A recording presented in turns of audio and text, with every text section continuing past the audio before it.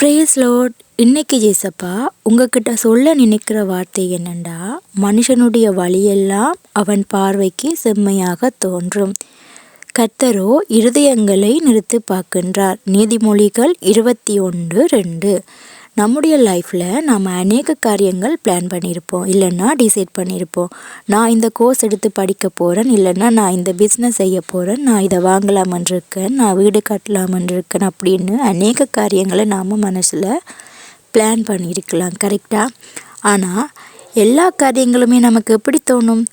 நான் இந்த கோர்ஸ் எடுத்திருந்தா நான் நல்லா படிச்சிடுவேன், இந்த பிஸ்னஸ் பண்ணால் நான் லைஃப்பில் முன்னேறிடுவேன், அது எல்லாமே நன்மையாக முடியும் அப்படின்ட்டு நமக்கு ஒரு நம்பிக்கை இருக்குது, கரெக்டாக?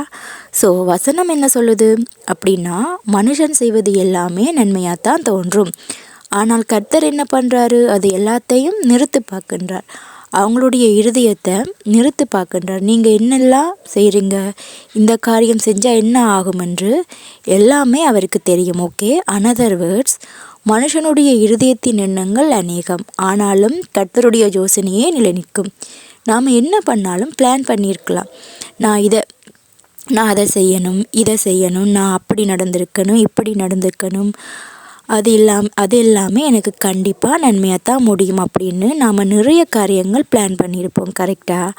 ஆனாலும் நாம் இதெல்லாம் பிளான் பண்ணாலுமே யார் உறுதி பண்ணுவாங்களா?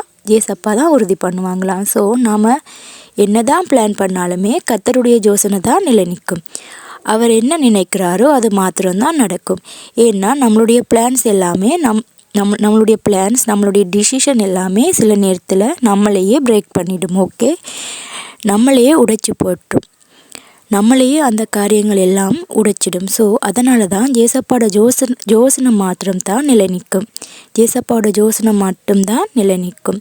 அவருக்கு தெரியும் இந்த மாதிரி விஷயம் பண்ணால் கண்டிப்பாக அவன் உடைஞ்சு போயிடுவான் அப்படின்னு சொல்லிட்டு அவருக்கு தெரியும். அதனால தான் நம்மளுக்கு பிடிச்ச காரியங்கள் கூட சில டைமில் நம்மளை விட்டு போயிடும், நமக்கு நடக்காமலும் இருக்கும். ஆனால் அதை நாம் என்ன நினைப்போம், கடவுள் இதை கூட நமக்கு செய்ய மாட்டேங்கிறாரு, எவ்வளவு நாள் நான் இதுக்காக வெயிட் பண்ணியிருக்கிறேன் அப்படின்னு நாம் அவரை தப்பாக நினைப்போம். ஸோ உங்கள் வாழ்க்கையில் ஏதாவது நடக்காமல் போச்சுன்னா கண்டிப்பாக அது உங்களோட நல்லதுக்காக மாத்திரம்தான் இருக்கும். ஸோ அவருக்கு தெரியும் என்ன டைமில் என்ன கொடுக்கணும், என்ன செய்யணும்னு. ஸோ இன்றைக்கி ஏதாவது ஒரு விஷயம் பிளான் பண்ணுறீங்களா அப்படின்னா அவர்கிட்ட போய் கேளுங்க, ஏசப்பா நான் இதை செய்யலாமா வேணாமா அப்படின்னு அவர்கிட்ட போய் கேளுங்க. ஏன்னா அவரோட யோசனை மாத்திரமே நிலை நிற்கும். நீங்கள் மனுஷங்கக்கிட்ட போய் கேட்கலாம், நிறைய பேர்கிட்ட போய் கேட்கலாம். நாம் அந்த ஃபீல்டில் யாரெல்லாம் இருக்காங்களோ அவங்கக்கிட்ட போய் கேட்கலாம், இது பண்ணால் வேலுவா, இது பண்ணால் கரெக்டாக இருக்குமான்னு நிறைய பேர்கிட்ட ஆலோசனை கேட்போம். அதெல்லாம் இன்றைக்கி கேட்குறத விட்டுட்டு அதெல்லாம் செகண்டரி தான். ஃபஸ்ட்டு நீங்கள் கர்த்தர்கிட்ட கேளுங்க. அப்படி கேட்டு நீங்கள் செஞ்சீங்கன்னா என்றைக்குமே அது தப்பாக போகவே போகாது. ஆமென். நன்றி. இந்த நாளிலே இயேசு கிறிஸ்துவின் நாமத்திலே வாழ்த்தி வரவேற்கிறோம். கர்த்தர் நல்லவர், அவர் கிருபைகள் என்றும் உள்ளது. இந்த நாளிலே நாங்கள் இந்த பண்டத்திருப்பிலே வந்து நிற்கிறோம். ஆண்டவருடைய நாமம் மையப்படுவதாக மிகவும் ஒரு அழகான இடம்.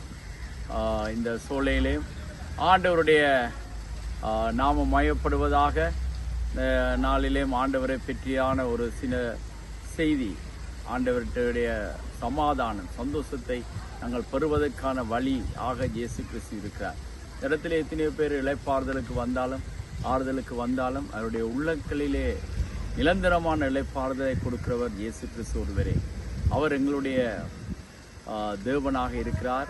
அவருடைய நாமத்தின் மேல் விசுவாசம் உள்ளவராய் அவரை ஏற்றுக்கொள்ளும் பொழுது அவருடைய பிள்ளைகளாக மாறுவதற்கு அதிகாரம் கொடுத்து எங்களுக்குள்ளாக இருக்கிறதான பாவங்கள், எங்களுக்குள்ளாக இருக்கிறதான சாபங்களை நீக்கி, குற்றமனச்சாட்சியை நீக்கி எல்லா பாவங்களையும் அவருடைய இரத்தம் மன்னித்து அதன் மூலமாக நிரந்தரமாக சமாதானம் தாரார். எனவே நாங்கள் எந்த இடத்துக்கு போனாலும், எந்த பூங்காவுக்கு போனாலும், எந்த கடற்கரைக்கு போனாலும் ஒரு தற்காலிகமான இளைப்பாறுதல் மட்டுமே பெற முடியும். ஆனால் இயேசு கிறிஸ்துவுக்குள்ளாக வரும் பொழுது நிரந்தரமான இளைப்பாறுதல் தருவார். அதை நம்புங்கள். இயேசுவை உங்களை ஆசீர்வதிப்பாராக. இந்த கிளிப்ஸை பார்க்குற ஒவ்வொருத்தருக்குள்ளேயும் அந்த சமாதானம் உண்டாகட்டும். இயேசுவின் நாமத்தில் ஜெபிக்கிறோம். அல்ல பிதாவே. Okay, thank you. God bless you. ஆமேன், ஆமேன்.